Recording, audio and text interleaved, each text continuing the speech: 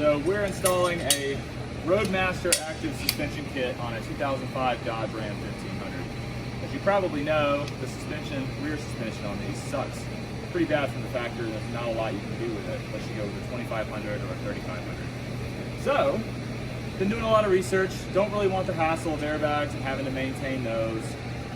Don't want to add a leaf or anything like that to zip the suspension up.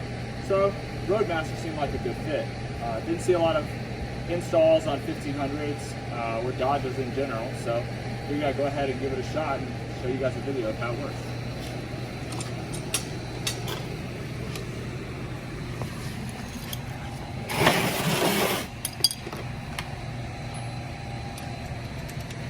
All right.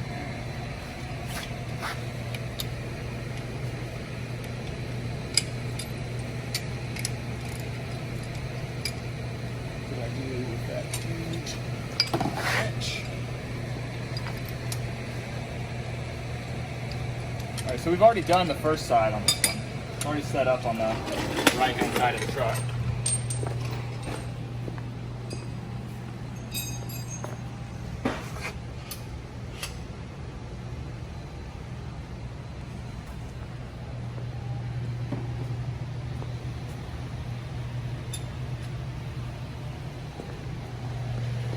Figured out that before you ever even go to put it on, it's best to go ahead and screw this thread out all the way to give yourself plenty of room to work with. Now, it kind of slides in place like this.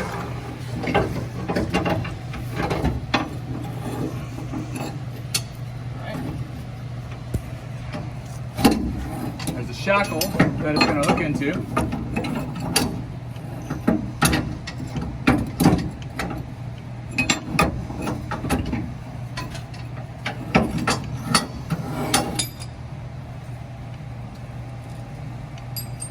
Got the bolt on that end?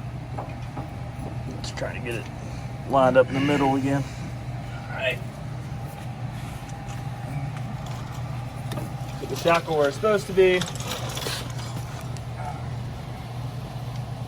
And you need that other bolt. John, have you got that other bolt?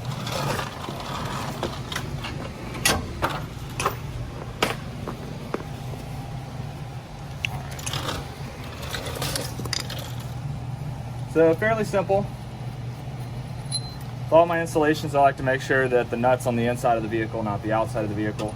So the shackle goes right over the eye. Make sure it's lined up in the middle.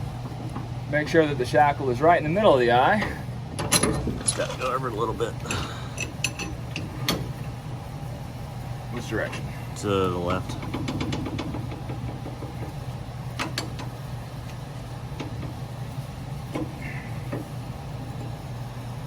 There? Yep, looks pretty good. All right. Set your spacer in the center there. Bring the suspension over. Slide it through. Just lightly thread your nut on. We'll come back and tighten that later. All right. Go back out to the front. Did a good job of getting it far enough out on the other side. Come out to this furthest hole. See that, Todd? Just put it right here.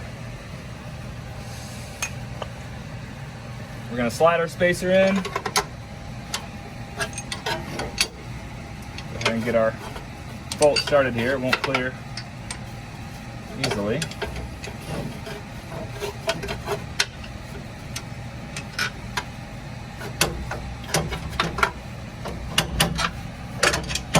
Alright, we're pushing on it, slide it all the way across. It's lined up, we have a nut on the back side. What do I do with it? So we have it's either a 19 or 20 millimeter on the back side. I think it's a 19, I'm using a 20, it's working. So just get it up tight. Don't over torque it. Again, I like to put all the fastening nuts on the inside of the vehicle, just carry over from my time as an aviation mechanic. So And we'll go to the front, do the same thing. I need a 19 millimeter.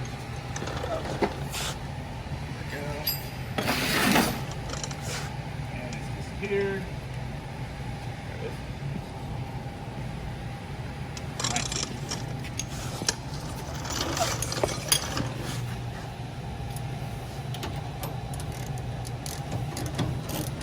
Make sure it's centered. Get it centered. Make sure it's tight.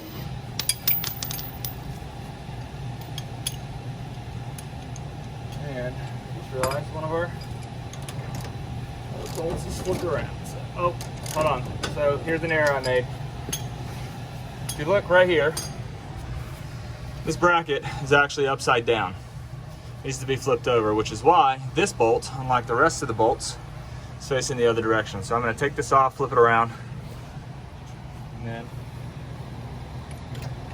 reinstall it.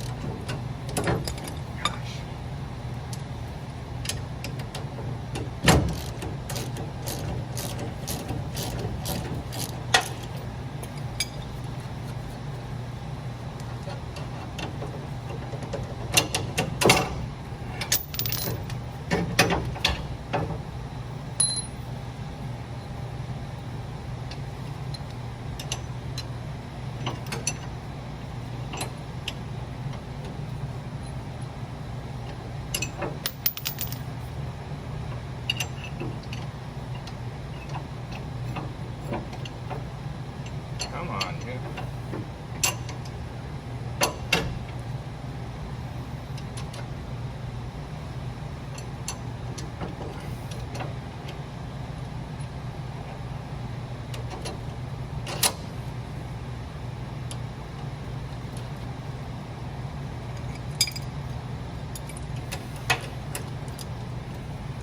Make sure it's centered. It's not. Should be about there, right? A little bit back to you.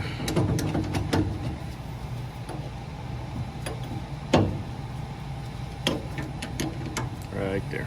All right.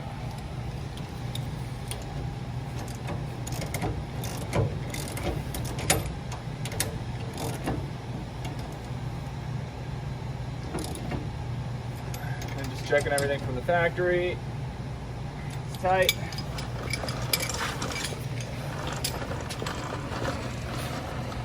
Now, just a matter of pulling that tight, turning this on.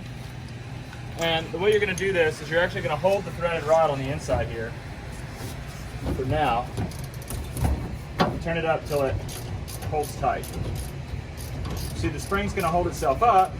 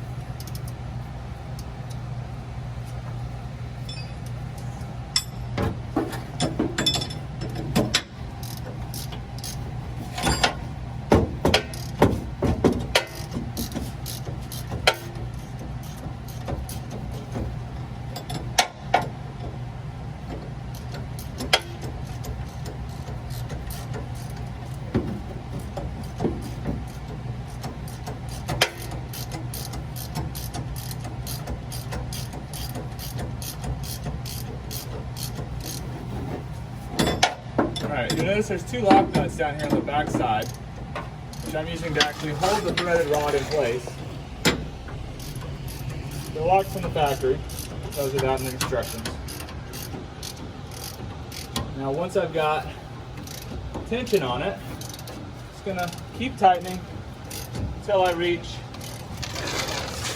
about 1 millimeter for the white disc, or I think it's about 2 millimeters for the black disc, which I'll show you guys in just 1 second.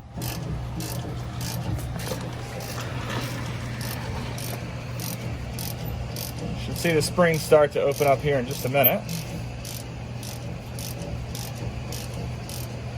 Make sure that your bolt's tied up against the spring here, or your leaf spring, I mean.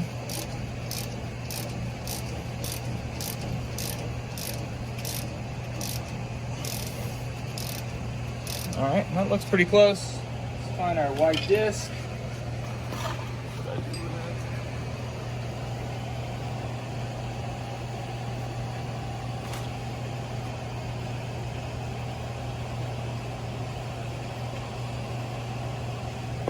All right, and we have a white disc or a black disc. You can see the difference in their thickness here.